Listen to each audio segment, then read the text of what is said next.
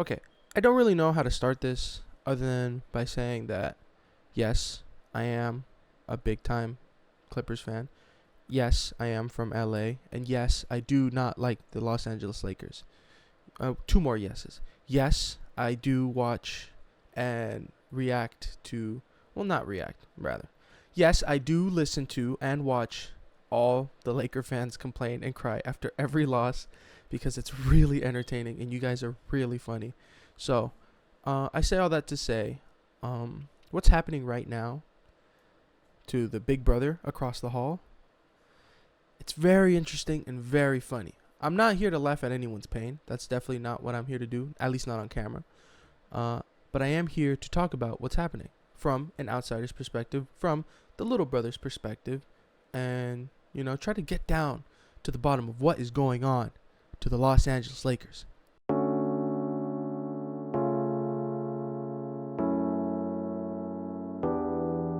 So, obviously, there was that big story that came out by Johan Buha. Definitely just butchered that, sorry. By a Lakers reporter. I'll have his name on the screen because I can't pronounce it because I'm really dumb. Where he talked about a lot of things that are going on in that locker room. And a lot of it is not looking good. So essentially what it boiled down to is a lot of players are really frustrated with Darvin Ham, the head coach of the Los Angeles Lakers. Mostly at his rotations and adjustments. And I don't blame them. I do watch a good amount of Laker games. I don't watch them all, but I do watch a lot of Laker games. And I can see that there are some things that just don't make sense. Like, he starts a lot of lengthy players that can't really shoot. I think the two shooters on that starting five of LeBron James, Cam Reddish, Taurean Prince, Jared Vanderbilt, and AD, the two players that can shoot are Taurean Prince and LeBron James. And if those two are your best shooters, when you have Austin Reeves, D'Angelo Russell, Rui Hachimura, Gabe Vincent on your team, that's not good, And this is essentially the same team that made the Western Conference Finals last year. Not even 6 months removed from making a Western Conference Finals push with a starting lineup that didn't have any of those players not named LeBron James and Anthony Davis. I think collectively, that starting five that made the Western Conference Finals have seen like 7 minutes in total this NBA season. And we're already like almost halfway done with it, which is insane.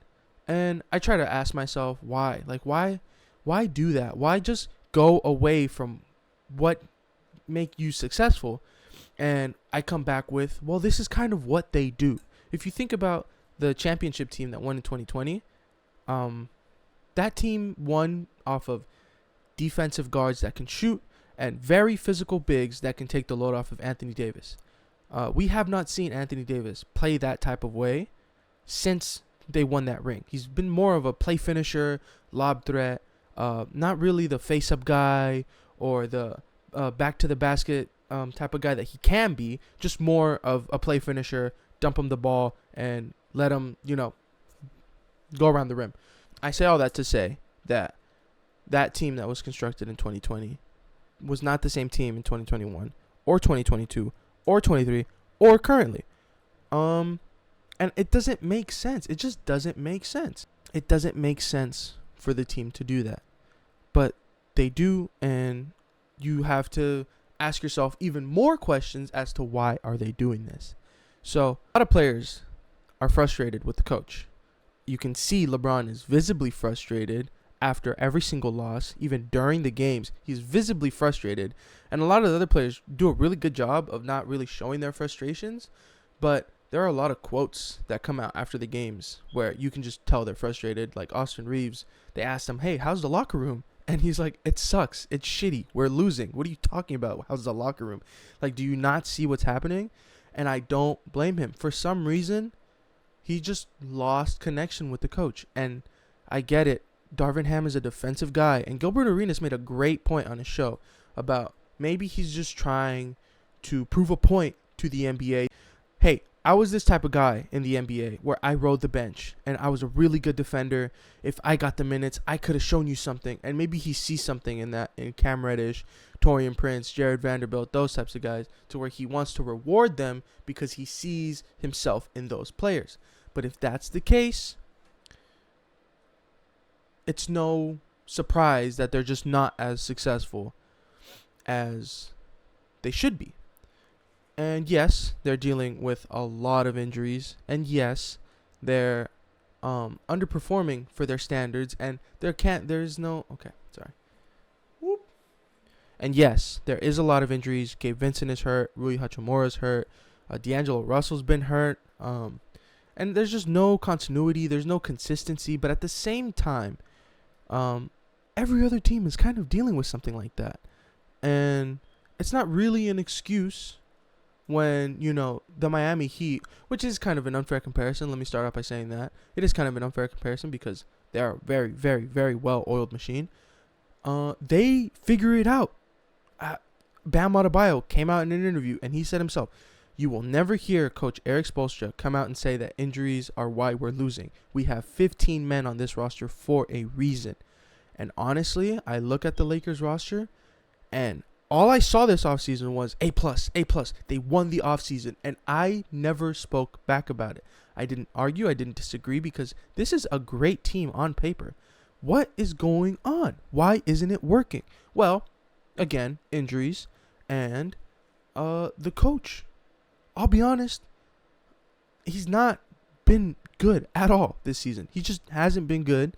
And like I said before, that he's just in his own head and trying to prove a point. And if you ask me, one of the biggest downfalls of this team, if not the biggest, is this front office. Rob Pelinka and Jeannie Buss and whoever is in charge in the background is not doing a good job at putting their foot down and letting themselves create a good culture. Just recently, after the loss to the Memphis Grizzlies, you could kind of tell based off what Darvin Ham was saying that, hey, this job is mine. I'm fine. We could lose no matter what. I'm fine. I will be here. And honestly, I believe him. They're playing the Clippers as of tonight, January 7th. They're playing them tonight. And that's going to look like another loss based off how well we're playing. But honestly, secretly, I really hope we lose because this is really funny. And I get a sick enjoyment out of watching this team crumble. Not because they're the Lakers, but because I love drama. And at least not in my personal life. I love drama in other things that I'm a fan of. And it's really funny. So let me just say that I do hope the Clippers lose because this saga is the highlight of the NBA this year. To me, at least. Sorry, Laker fans. But it's not good to go out and say things like, oh, I'm fine, Talk like, oh, yeah, it's fine. Jeannie Buss has my back, What are you guys going to do about it? Go out and talk like that. Go out to reporters and say, hey, I'm tired of you guys taking things a game at a time. Like, this is a marathon. And to be fair, I don't disagree. They did start like 1-13 last year. And they made the Western Conference Finals. Granted, they did trade Russell Westbrook and were a whole new team and had a really easy schedule. I digress. He's not wrong. He's just not wrong. It is a marathon. And spoiler alert to the end of the video, I do think they're going to figure it out. I do think that the problems that they're having now are very simple problems that they can solve. And I do think that Darvin Ham is not as terrible as he's been this year. I do think he's a good coach with a good attitude, and he's just losing the locker room right now. And he has maybe 2 or 3 more games and another trade to just set things straight and, figure it out. There's a lot of quotes, not just from the coach, but from the team that you could see the frustration.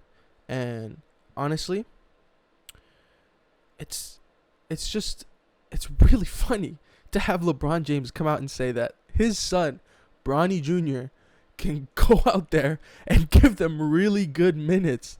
Just go out and say, yeah, he could fucking play. He could play on this team right now. That's really funny. And obviously he's wrong, I will say, because he has a minutes restriction because of the tragic thing that happened to him over the summer. And you don't want to play with that, So he can't play right now. I mean, maybe that'd be really funny. But there's just a lot of disappointment in this team right now.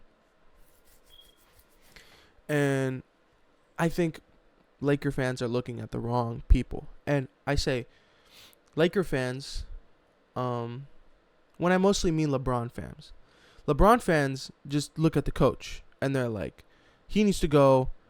He sucks. LeBron hates him. He needs to go. Everyone needs to get traded. Blah blah blah blah blah.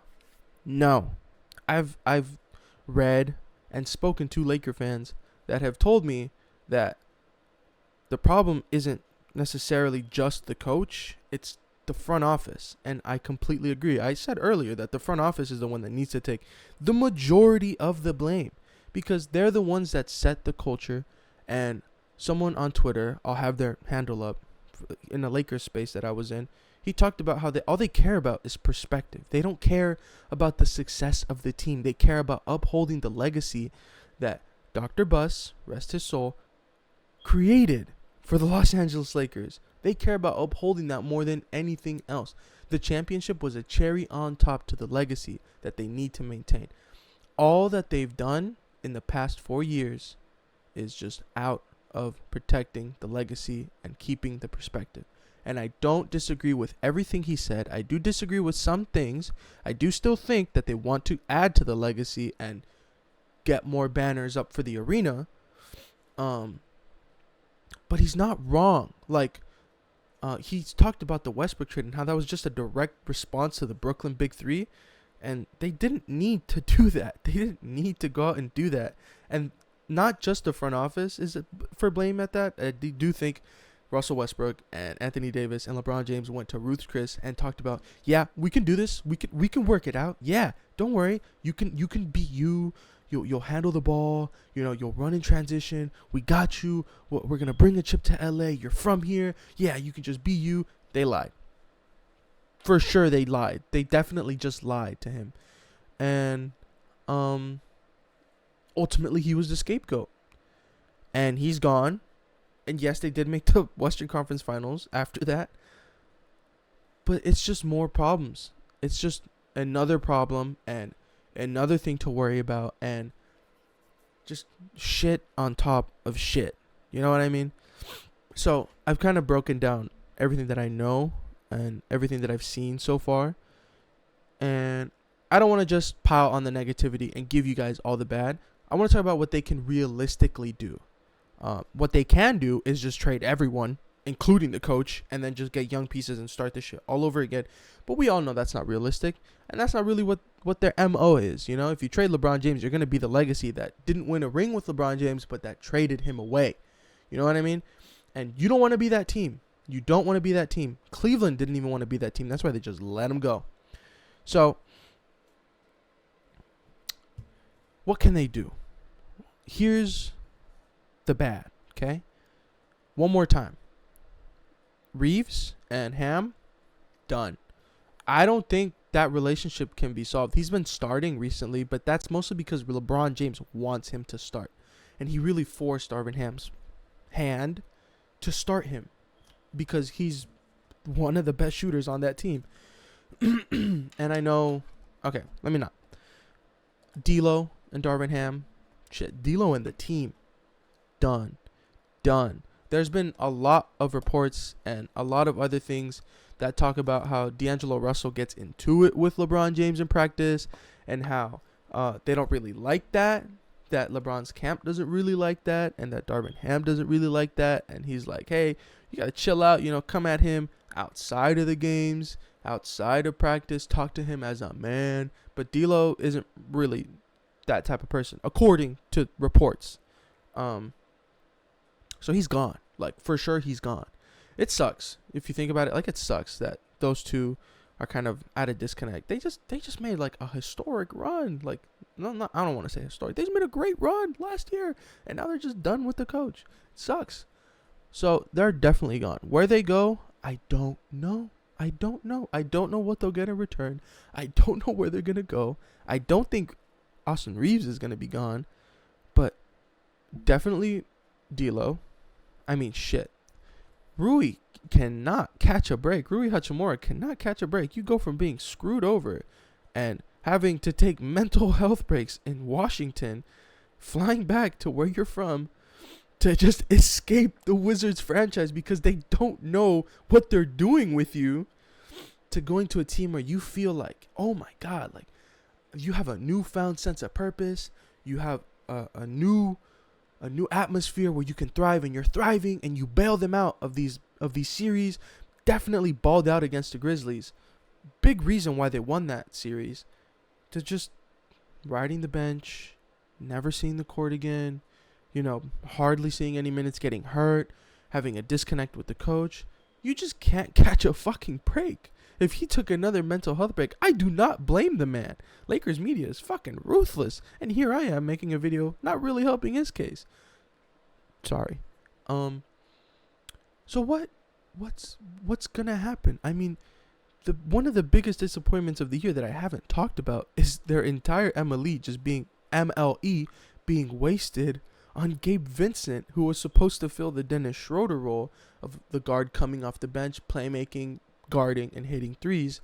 Just played like 4 games this year and is shooting like 11% from 3. It's obvious he has to go. You don't have time for that. The Lakers, LeBron, they don't have time for any of that. So they're gone. And what do they do with these players? Do they go out for a Zach LaVine? Do they go out for a DeJounte Murray? If you ask me, a third star isn't really going to help this team. And yes, he'll take the load off of LeBron James. But LeBron James, he's kind of proven this year, he's fine. Like, he's good. They talked about this earlier in the year. We're going to play him like 25 minutes a night. We're going to save him. We're good. But then they started losing. And he played like 25 minutes one game. And I'm pretty sure they lost that game. I could be wrong. Playing like 35 minutes ever since. So what do they do? Is a third star the answer? Do they go and get more role players like they did last year? The contracts aren't bad. Like, I'll be honest, the contracts they gave D'Lo, Rui, Austin, Gabe, they're not bad. And you don't want to really get rid of your picks because you don't really know what LeBron's going to do after this year. So, what do they do? I ask you guys, genuinely, what do you think they do? Because if you ask me, which you're not, but I'll tell you anyways, I think that they're going to make the dumb decision and they're going to keep the bad train rolling of adding another star. And I think it's going to be Zach LaVine. Just kidding. I do think they're going to go out and just go get more role players. Maybe go to Brooklyn, tell them, hey, you want D'Lo back? Just go give me Dorian. Give me Spencer Dinwiddie. Less is more. You know what I mean? And I think they'll be great for them.